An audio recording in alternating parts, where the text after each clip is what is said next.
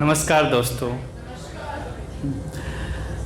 दिल की बातों को कुछ प्यारी सी कहानियों में पिरो लेता हूँ। जहाँ बैठे हैं आप जैसे प्यारे लोग, तो एक दो नज़में सुना ही देता हूँ।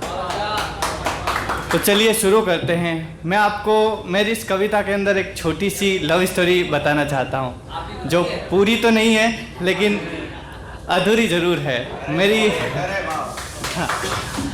चलिए तो शुरू करता हूँ। मैं उसके सामने बैठा था उस दिन, वो मेरी नज़रों के सामने थी। मैंने उससे कहा कि मेरी आंखों के सामने इस वक्त नज़ारा इतना प्यारा है कि कैसे बताऊँ। कुछ वक्त अगर और ठहर गए आप तो मैं अपनी पलकें झपकाना बंद कर दूँगा। और बड़े संयोग की बात है कि उनसे मिलना हुआ, बातें भी हुई और बातों ही बातों में इजहार भी हुआ। और इजहार कुछ इस तरह हुआ, मैं एक शायराना अंदाज में आपको बताना चाहता हूँ कि आज पहली बार मिला जो उनसे, तो इस दिल को ये एहसास हुआ मिल गया हो जैसे संगमरमर ताजमहल का खंडहर। दिल की दीवारों को मेरे इतना नाज हुआ। हर लम्हा था मेरे लिए सुकून भरा, आहिस्ता आहिस्ता खुशियों का आगाज हुआ। और यारो ज़्यादा समय नहीं लगा उससे घुलने मिलने में, बस कुछ ही सेकंडों में प्यार हुआ। मन तो कर रहा था कि बिछा दूं सजदे उसकी राहों में, खुदा से कह के दिल की जमी आसमां में उनके, क्योंकि मेरी हसरतें बस नाम उसी का ले रही थी। ये जालिम जुल्फे भी उनकी हवाओं में मचल कर नजरे कानों के झुमके तक कहाँ पड़ने दे रही थी।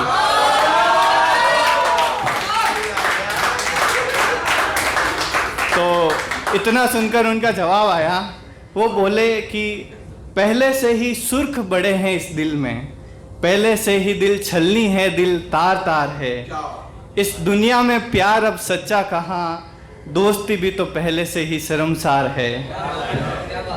क्या मेरी हंसी मेरी खुशी तुम लौटा पाओगे, मन में कहीं सवाल है, क्या दिलासा इस दिल को दिला पाओगे, या फिर धोखेबाज निकलोगे तुम भी, या तुम भी दिल दुखा जाओगे। और दिल उस समय अंदर से सोचता हुआ ये कि जिनके लिए इबादत ही इश्क है, और उससे भला कोई पूछेगा कि आप निभा पाओगे या नहीं, तो एक तुक मिजाजी जवाब से अच्छा सच्चा आशिक के पास कुछ नहीं हो सकता।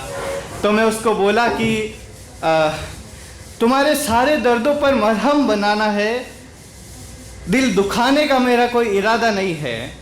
बस तुम मेरे हो मैं तुम्हारा हूँ, ख्वाहिश से इससे बिल्कुल भी मेरी ज़्यादा नहीं है। हंसाना भी है तुम्हें, रुलाना भी है तुम्हें, झगड़ा भी करना है, और अगर तुम रूठो मुझसे तो मनाना भी है तुम्हें। और सबसे जो ख़ास बात है वो ये है कि अगर कोई करो गलती तो समझाना भी है तुम्हें, और लगो अगर उलझी उलझी सी कहीं तो सुलझाना भी है तुम्हें।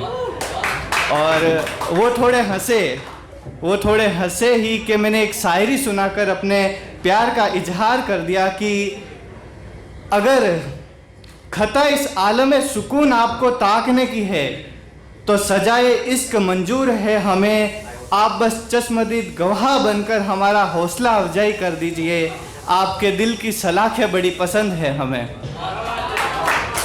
तो वो बोले कि कल आना और मिलना तुम इसी जगह, फ़िलहाल हाँ ना कुछ कह नहीं सकते, बड़े ईमानदार दिल के सौदागर लगते हो तुम, मगर भरोसा भी तो पहली दफ़ा कर नहीं सकते। थोड़ा हिचकिचाते हैं हम, लफ्ज़ों से जाहिर नहीं कर पाएंगे, जो जवाब होगा हमारा बस वो एक पन्ने पर लिख के आ जाएंगे। तो दोस्तों, प्यार में क्या जोश होता है, एक आंतरिक ताकत होती है। और ऐसा होता है कि एक मैं लाइन बता के आपको बताना चाहता हूँ, एक आशिक के दिल में क्या होता है कि वो फ़क्र करे आतिश में जल के, विडम्बनाओं के साथ अंत जिसका पीड़ा है, इश्क में सुकून की चाहत तलाशता, समा को बुझाने फिर एक परवाना निकला है।